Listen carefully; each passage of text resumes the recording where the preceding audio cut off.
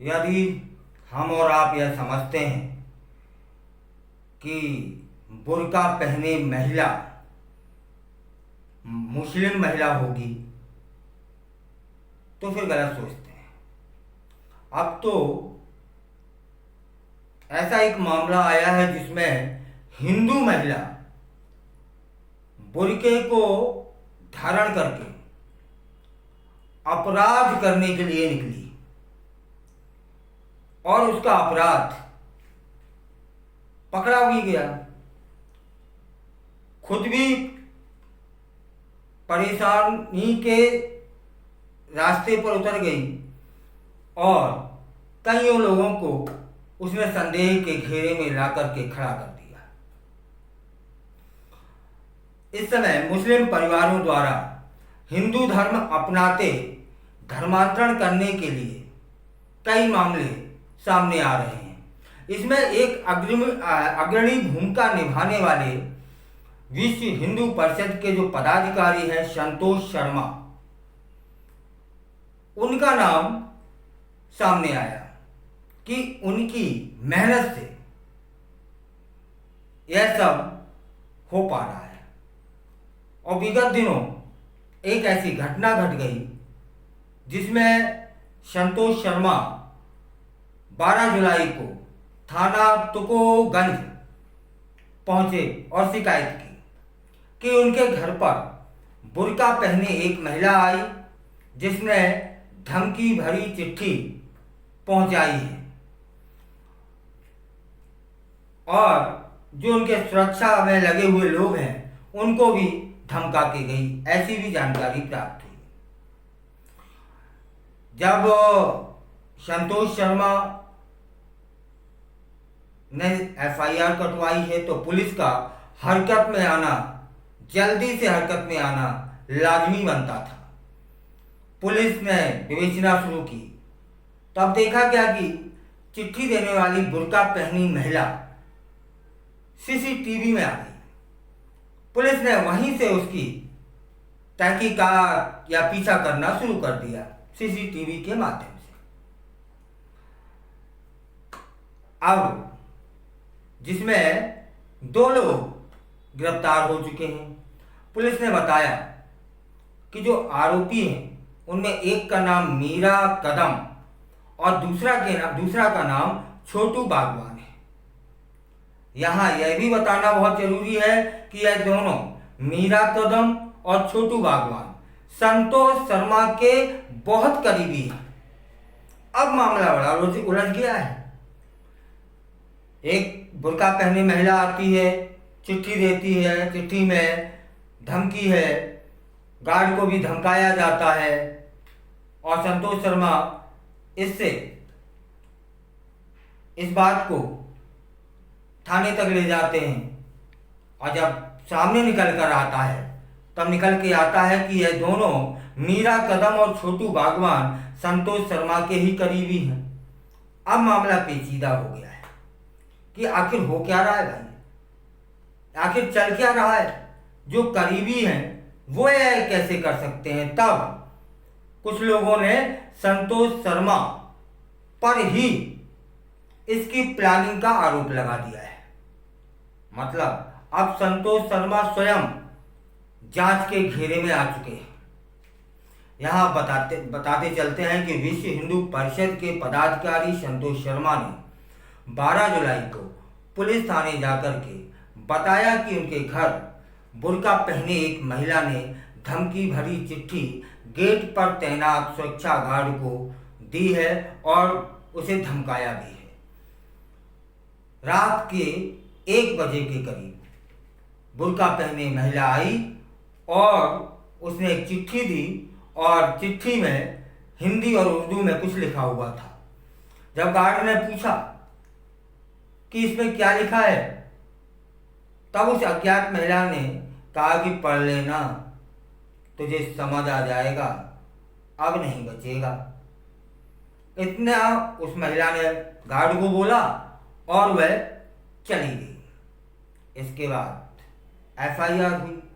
FIR भी intelligence को इसकी जानकारी दे दी गई और पुलिस ने फिर सीसीटीवी फुटेज खंगालने शुरू कर दी कि महिला एक बेकरी गली की तरफ गई, जहां से वह एक ऑटो में बैठ गई और बड़ा गणपति जो स्थान है वहां उतरी और वहां से बाइक पर बैठ गई। बाइक से छोटा बांगड़ाटा पहुंच चुकी और इसके बाद पुलिस उसके पास सीसीटीवी के माध्यम से पीछे लगी हुई थी। चल, पुलिस ने PSTN और कॉल डिटेल की मदद से पता लगा लिया कि वह महिला मीरा कदम है और उसको हिरासत में ले लिया। लेकिन बाद में पुलिस भी आश्चर्य में पड़ गई कि यह मीरा कदम वही है जो संतोष शर्मा की नजदीकी है। इस समय घर वापसी अभियान चल रहा है। कई मुस्लिम परिवार सनातन धर्म को स्वीकार कर रहे हैं। हो सकता है उन मुस्लिम परिवारों को उस धर्म में कुछ दिक्कत आ रही हो, कुछ परेशानियां हो, कुछ कट्टरपंथी हो सकता है, तो वे स्वेच्छा से धर्म परिवर्तन कर रहे हैं। जब धर्म परिवर्तन कर रहे हैं तो उसका आरोप लग रहा है संतोष शर्मा पर कि यह सब संतोष शर्मा योजनाबद्ध तरीके से करवा रहे हैं और इसी के चलते यह धमकी भरा पत्र उन्हें प्राप्त हुआ है।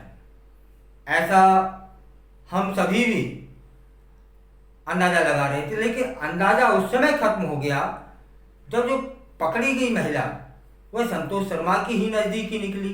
तब क्या यह महिला संतोष शर्मा की नजदीकी नहीं है? यह महिला मीरा नाम की महिला किसी और के संपर्क में है या औरों के लिए काम करती है, या फिर संतोष शर्मा भ्रम में है कि यह महिला और वो छोटू नाम का व्यक्ति हमारा सहयोगी है। बड़ा पेचीदा मामला बीत गया है और इसमें पुलिस का यह भी मानना शुरू हो चुका है कि संतोष पर ही षड्यंत्र रचने का पुलिस करने लगी है। खैर, गोकुल रेजिडेंसी निवासी विश्व हिंदू परिषद के पदाधिकारी संतोष शर्मा घर वापसी अभियान में अब तक करीब 100 मुस्लिम लोगों की घर वापसी करा चुके हैं। शर्मा का कहना है कि किसी पर भी धर्म परिवर्तन के लिए दबाव नहीं बनाया जाता मेरे द्वारा। जो भी व्यक्ति हिंदू धर्म अपनाना चाहता है वह सबसे पहले कानूनन धर्मांतरण के लिए कलेक्ट्रेट में आवेदन देता है। आवेदन पर जब ये सहमति या स्वीकृति मिल जाती है, इसके बाद धर्म परिवर्तन का जो एक आयोजन है वह संपन्न हम लोग करा देते हैं। तो अनुमति तो प्रशासन ने दी, इसमें हमारा क्या है? हमने सिर्फ इतना किया है कि जब उन्होंने अपनी स्वेच्छा से धर्म परिवर्तन करना चाहा, प्रशासन से स्वीकृति ली, हमने तो बस जब वो धर्म परिवर्तन कर रहे थे उनका स्वागत भर किया है। इसमें तो कोई अपराध नहीं बनता है ना। किसी का घर वापसी होना, उसको फूल माला देकर के स्वागत कर देना, यह कौन सा अपराध है? लेकिन यहाँ एक मामला अलग टाइप का है।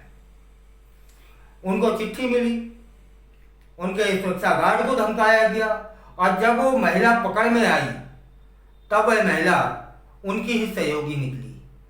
अब मामला पेचीदा हो चुका है।